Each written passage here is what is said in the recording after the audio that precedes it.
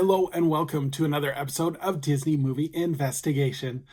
If this is your first time watching, welcome to the show. In each episode, we take a look at a movie that is featured on Disney+. On this episode, we're taking a look at a Disney Channel original movie as we take a look at the Cheetah Girls. And stay tuned for a bonus story as we also take a look at a Disney Channel original show as we take a look at Contraption. And if you are enjoying these videos, I do ask that you please hit that subscribe button. That way you'll be notified with each new episode. Now, sit back and enjoy this episode of Disney Movie Investigation. So like I said, today we are covering The Cheetah Girls. This movie was released on August 15th, 2003. It was directed by Oz Scott. It is based on the novels The Cheetah Girls by Deborah Gregory. The production companies was Brown House Productions and the Martin Chase Productions, and it was distributed by the Disney Channel in which it aired. So let's take a look at the production. So during the casting of the movie, Disney would make the decision to drop Anjanita Walker from the books. The reason for this is that Disney was not able to find twins that could play the character with her twin sister Aqua. A set of twins that was considered was Tia and Tamara Mowry, but it was deemed that this movie was not in their, that it was too kind of teenage for them as they had grown up by that point. Singer Solange Knowles was set to play the character of Aqua, but she had to drop out because of her ongoing concert tour for her debut album.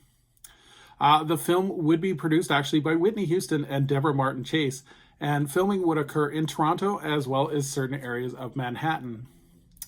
So let's take a look at the cast. So we have Raven Simone, who plays Gabrielle Bubbles Garibaldi, Adriana Ballon as Chanel Cucci Simmons, Kaylee Williams, who plays Aquanetta Aqua Walker, Sabrina Bryan, who plays Dorianda Doe Thomas, Linda Whitfield, who plays Dorothea Garibaldi, and June Charan, who plays Francesco Garibaldi. In terms of the plot, a four-member teen group girl named the Cheetah Girls go to a Manhattan high school for the performing arts and try to become the first freshmen to win a talent show in the school's history. During the talent show auditions, they meet producer named Jackal Johnson, who tries to make the group into superstars. But the girls run into many problems, and Gabriella becomes a full-time snob and forgets where she came from, as well as her friends. Dorina has to choose between her friends or the dance club, and other things could break the Cheetah Girls apart permanently. So this is a typical Disney teen movie. A soundtrack would be released on August 12, 2003 by Walt Disney Records and Columbia Records, and the album would actually go on to double platinum. Several video games were released based on the movie, and they were released for Game Boy Advance and Nintendo DS.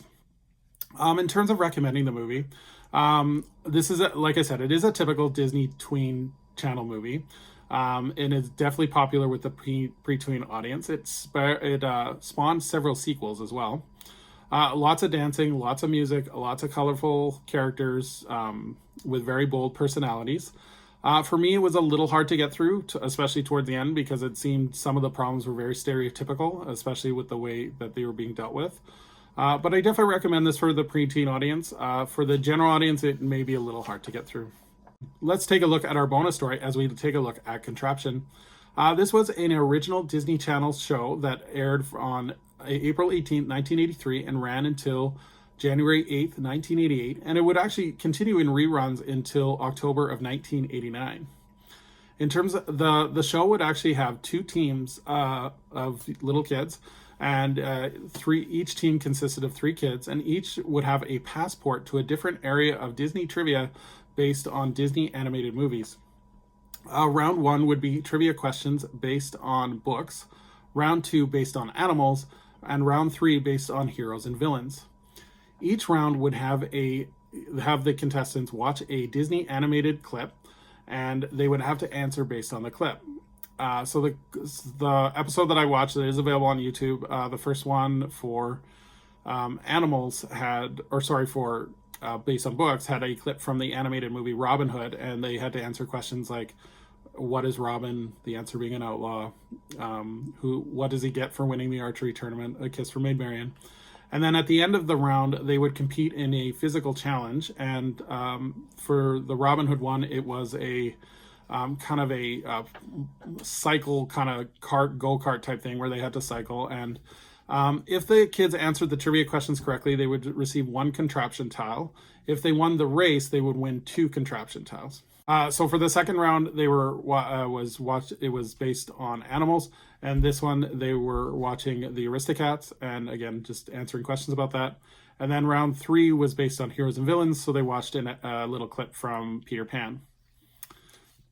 And then towards the final round, it would be the bonus round, and this would be based on Disney Magic, and each of the 3 kids on the team would work together to come up with the trivia questions.